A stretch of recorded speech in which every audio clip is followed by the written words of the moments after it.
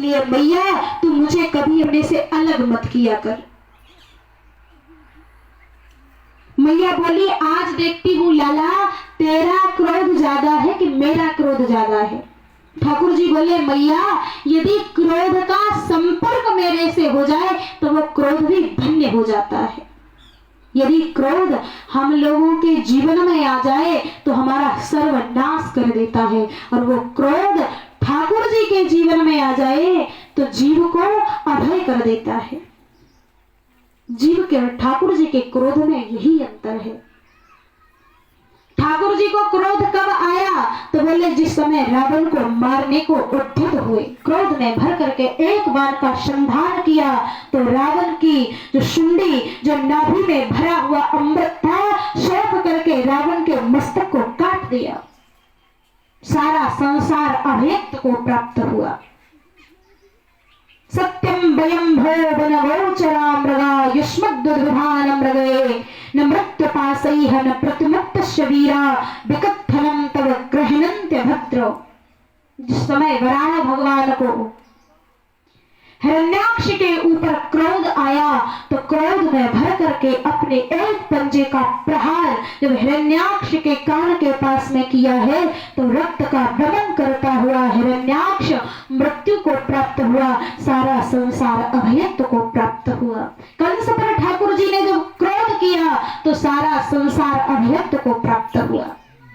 ठाकुर जी को क्रोध आया, क्रोध से अपने होठों को दांतों तले दबाने लगे, मानो आज तमोगुण और रजोगुण पर सत्वगुण प्रहार कर रहा हो, क्षत्रिय को ब्राह्मण शिक्षा दे रहा हो। दंभ जब हम लोगों के जीवन में आता है तो क्या होता है, हमारा सर्वनाश करता है।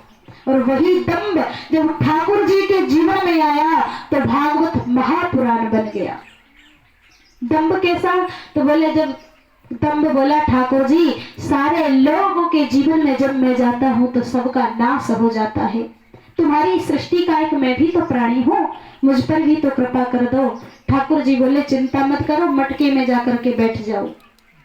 तो वो दंभ था वो मटके में बैठ गया और ठाकुर जी ने उस दंभ को फोड़ दिया, मटका को फोड़ा और रोने लगे, मैया मैंने ऐसा नहीं किया, मैया मैंने ऐसा नहीं किया। यानी ठाकुर जी भी दंभ कर रहे हैं, माँ को दिखा रहे हैं कि मैया मैंने मटका नहीं फोड़ा है, बनावटी आंसू निकाल रहे हैं। तो वो दंभ भी ठाकुर जी के जीवन में आकर के पूजनीय हो गया। लोभ हम लोगों के जीवन में जब आता है तो पाप करवाता है। लोभ पापस्य कारणम, लोभ के कारण ही महाभारत का युद्ध हुआ। यदि लोभ नहीं होता तो महाभारत का युद्ध नहीं होता। लोग कहते हैं कि महाभारत का युद्ध तो द्रौपदी के कारण हुआ था, द्रौपदी की लज्जा नहीं जाती तो महाभारत का युद्ध नहीं होता। ऐसा कहना सर्वथा गलत है, क्योंकि द्रौपदी की लज्जा बाद में गई है और लोभ पहले आकर के बैठ गया। सूचग्रम नहीं वदाश्यामी बिना युद्धेन केशव, लोभः पापस्य कारण। और जब वही लोभ ठाकुर जी के जीवन में आया तो ठाकुर जी की एक लीला बन गया। ठाकुर जी के जीवन में क्या लोभ था कि अरे गोपी मेरे से गाय के गोबर सिर पर रखवा ले, लेकिन तनिक सा माखन दे दी। क्या लोभ है ठाकुर जी के जीवन में।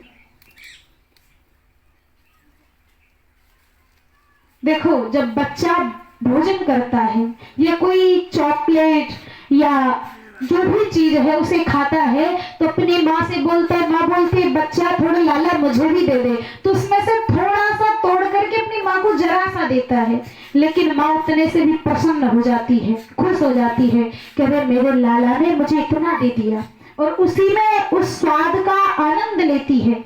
और वही हम लोग ठाकुर जी के साथ में करते हैं, क्योंकि ठाकुर जी भी हमारी माँ है और ठाकुर जी ही हमारे पिता हैं। जब गृहस्थी के लिए सामान लाते हैं तो पूरे फल अपने में रख लेते हैं और उस केले को थोड़ा सा छील करके एक टुकड़ा ठाकुर जी के सामने रख देते हैं। तो ठाकुर जी उसे ही आरोग लेते हैं, उससे ही प्रसन्न हो जाते हैं। अब हमारी माँ में और उस माँ में क्या अंतर है, लेकिन उसकी कृपा को हम लोग पहचानते नहीं हैं। जब वो लोभ भी ठाकुर जी के जीवन में आ जाता है तो वो ही लीला बन जाता है। काम हो, क्रोध हो, लोभ हो, मद हो, कोई भी चीज यदि हमारे ठाकुर के जीवन से संबंधित हो जाती है तो वो पुराणों में पूजनीय हो जाती है।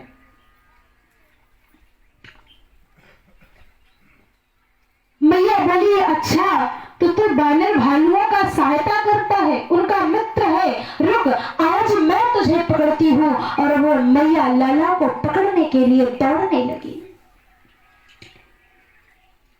ठाकुर जी ब्रज की बीथियों में भागने लगे, दौड़ने लगे।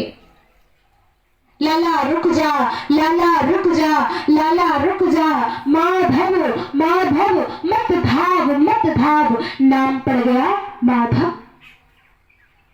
लेकिन ये हमारे ब्रज के संतों का भाव है। माधव शब्द का सही रूपांतरण देखा जाए तो मां माने मां लक्ष्मी और धव माने पति। जो लक्ष्मी का पति है वो माधव है। लेकिन ब्रज के संतों का ऐसा भाव है कि यहाँ मां बोली माधव माधव, हे लाला मत भाग मत दौड़, तो ठाकुर जी का नाम हुआ माधव।